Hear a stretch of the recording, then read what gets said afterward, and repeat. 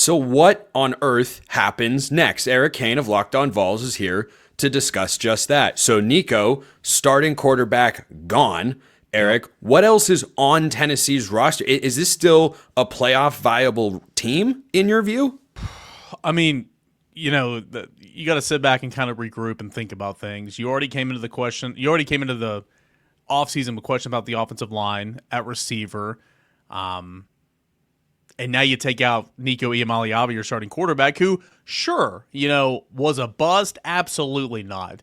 Underperformed based on where he was ranked and the hype and all that last year. I'll give you that. His career's not over. I still think he's going to be very, very good. I think he's got all the talent in the world. But you take that off your team now, and so that's just another big question to the most important position in all of sports. Like in terms of playoff, in terms of winning games and all that, these are some shows that I'm going to do this week for sure.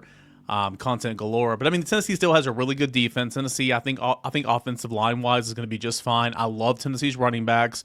I think though small in numbers, I think Tennessee's wide receivers are going to be pretty solid. But yeah, this is still going to be a pretty good team. Tennessee's got to find a quarterback that honestly can manage it all, right now, and then kind of go from there. And I think that's possible. I think that's doable. You're probably going to ask me about this. But they got two quarterbacks on the roster right now. One is Jake Merklinger, who I think had 6 pass attempts last year, like he was a third string. Redshirt freshman coming up, and he's had a fantastic spring, a really good spring. Been talking about him all spring, really, before all this Nico stuff happened. Does that mean he's ready to roll and he's going to be throwing for 300 yards a game in the fall? I wouldn't say that, but he has had a good spring, but he just doesn't have any experience. Then you have an early enrollee, true freshman quarterback in George McIntyre, who, the game's spinning for him right now. He had a really good day in the orange and white game, the spring game, over the weekend, but everything's very new to him. So Tennessee's going to have to go to the portal. Tennessee's going to have to go find a quarterback and, the conversation. More than anything, just to have body, because you only have 2 scholarship QBs in the room right now. So is this still a playoff team? I don't know. That's a conversation I'm going to have, but I don't know the answer to that right now. Certainly, I think FanDuel took Tennessee down from 9.5 to 8.5. Mm-hmm. So I would probably say no right now.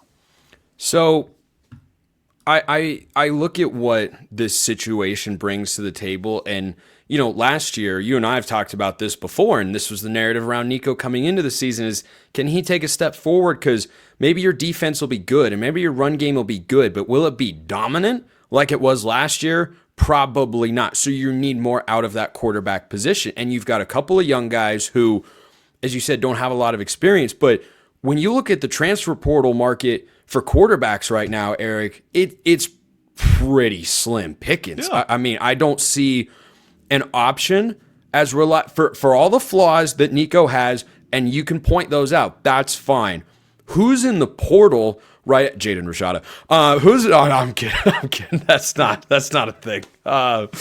You go from a crazy NIL. Yeah, that's just. That would be quite down. the pivot. That would be quite the pivot. That would be quite the pivot to go from one of the craziest NIL recruitments to the craziest NIL influenced recruitment in recent memory, or maybe of all time in college football. So, but when you look at the portal, where do you even go? Who do you look to? Are you trying to pull somebody else's starting quarterback right now? Or are you scouring message boards not message boards for coaching staffs, but are you physically scouring message boards to figure out, hey, which guy is going to lose his starting quarterback job and suddenly transfer, and then Tennessee could go get him? I'm not saying that Tennessee is going to do this or whatever, but let's not sit here and act like, players can't be reached out to and spoken to, who are not in the portal. It's going by third parties and agents and all that. You have agents who are shopping around their players regardless before they even jump in the transfer portal. My point is, there will be quarterbacks that jump in the portal here when it officially opens this week. Any of them to the caliber of Nico Iamaleava? No, heck no. Why? Because it's April, 14th. It's April 14th, okay? Who in their right mind thinks they have a great opportunity to go and win a starting job and to play at the caliber that they need to play at a Power 4, specifically the SEC, to try to knock on the door to a college football playoff if you want to transfer on April the 14th? That just doesn't make sense, okay? This is not the December window. This is the April window. So, yeah, there's nobody in the transfer portal right now.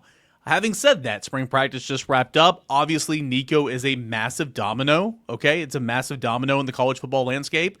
Could there be some guys that maybe jump in the portal and or jump in with a no contact tag on or something. I don't know. We'll see. But Tennessee will.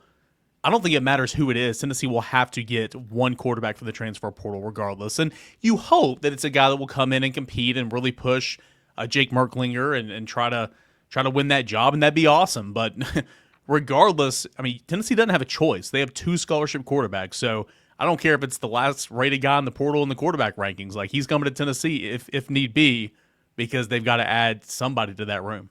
So right now, according to 24/7, with the portal open on Wednesday, by the way, we'll see which signal callers wind up changing schools. Or maybe you try to find a quarterback who is already somewhere and you try to get him to pull a Bill O'Brien at Ohio State. Hey, I know you said you were going there, but we're kind of a more attractive option over here because Bill O'Brien was going to be an OC at Ohio State. Instead, he's the head coach at Boston College. They did all right last year. The highest rated quarterback in the portal, not named Nico Iamaleava, is Jaden Rashada, according to 24/7 Sports. Then it's Aiden Glover, who's transferring from Missouri. James Rassar, who's transferring from Iowa. Dylan Risk, transferring from UCF. Trevor Jackson, transferring from Florida State. Those are the 5 highest-rated guys available according to 24/7. Tate Rodemaker, one-time Florida State Seminole, he's in the portal. There are no names. Like, there's not a clear-cut option out there. So, man, do you go out and find a guy? Is it worth bringing in a transfer who is just going to compete, but you think, he's not really a starting caliber guy? Like, there's a real scenario where a month from now, we feel like Tennessee is almost kind of punting on this season, right? If neither of the young guys can, I know you said one of them is having a really good spring, but if they feel, I don't know, it's not really going to be there, like, could this be a 6-win season for Tennessee? Oh, God, no. Oh, no, absolutely. I mean, Okay. Jake Merklinger Just checking. can Just checking. They can go hand the football off and beat probably Mississippi State by 10, right? I mean, there's no Mississippi State slander on this show, Eric. Mississippi State is going to beat. I have been saying this for months. They're beating someone that nobody thinks they should this year.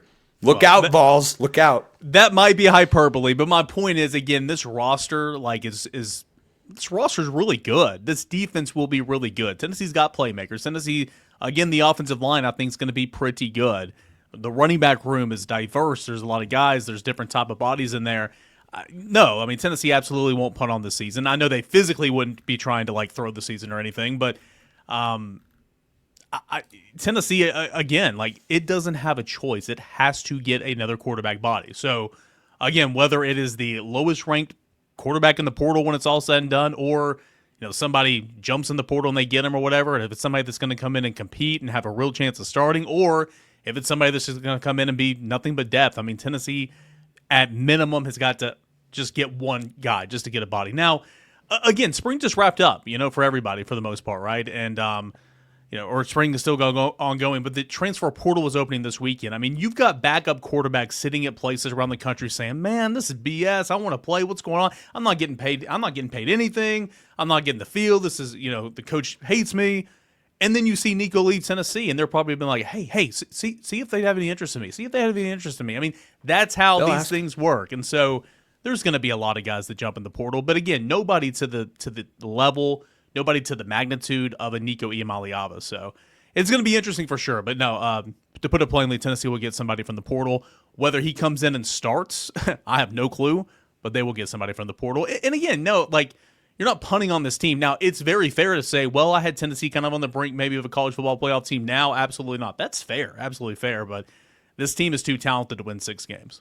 So last thing, Eric, I liked what Josh Heupel said a lot in the midst of all this. And he's in a tough position, right? How much control does he have over it when you've got a collective involved or anybody who might be in Nico's ear? We have no idea, really. Like, it's a difficult position for a head coach to be in. Like, when you see veteran head coaches in college basketball or college football or college sports in general step aside and say, I'm retiring now, this right here, this is the perfect example as to why. Is situations mostly beyond his control, just lost him as starting quarterback. Like, he's got to throw it, but I thought he came out and gave a great answer. He was phenomenal the other day. I mean, that was, and right now, the time of this recording, and it's never going to stay like this, right? But you've got the Tennessee football fan base that's unified right now. It's oh, he don't want to be here, long be gone. Get out of here, man. Line in the sand, not going to go over it. Way to go, Josh Heupel. Tennessee's not going to take that. I mean, that's great. Like, I'm not trying to make fun of it. That's awesome. Like, the fan base right now is unified, and enough is enough, right? And this is why it's kind of an interesting conversation. You and I can both have it at a later date. Nico was the poster child for NIL. He's now potentially the course corrector, because this is the first time now for a player of his magnitude where a Power 4 team that was just in the CFP said, nope, we're out. Not worth it. No, we're not worth it. That's and what for I that was reason, talking about I'm out. Mm-hmm. And so, it's interesting to see if anybody else will follow this in the years to come. But anyway, what was the question again? It was just talking about Josh Heupel. Oh, yeah, Josh. I thought he did great. He thanked Nico. Genuinely, I think he likes Nico's a good kid. I think Nico's a really good kid. I don't think this is all on Nico. I can tell you that. I think there are people around him that are, helping urge and push, just like all these guys. I mean, Nico's not alone. A lot of people behind the scenes. But I thought Josh Heupel was phenomenal the other day, saying nobody's bigger than the Power T. And then he kind of got fired up a little bit, talking about the quarterbacks he's coached in the years past, young guys, old guys, pocket passers, mobile guys.